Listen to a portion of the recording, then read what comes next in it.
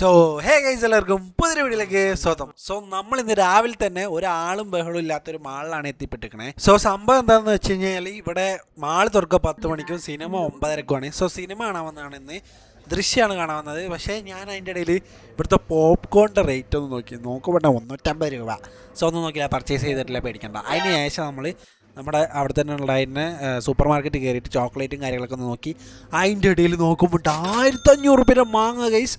So ഒന്നും നോക്കിയില്ല, purchase ചെയ്തിട്ടില്ല. സോ ആ റോല് വരുന്ന എല്ലാ ഫ്രൂട്ടിനും വെജിറ്റബിൾസിനും ഓൾമോസ്റ്റ് ആ റേറ്റ് വരുന്നുണ്ട്.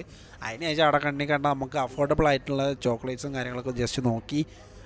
പിന്നെ എനിക്ക് അതായത് എടുക്കണമെന്ന് തോന്നിയ കാര്യങ്ങളൊക്കെ ജസ്റ്റ് ഒന്ന് എടുത്ത് അതിന് ശേഷം നമ്മൾ പുറത്തോട്ട് ഇറങ്ങിയപ്പോൾ നമ്മുടെ അർജൻറ്റീന ജേഴ്സി. സോ അഡിഡാസിൻ്റെ ആ ഒരു ഷോറൂമാണ് അവിടെ ഉള്ളത്.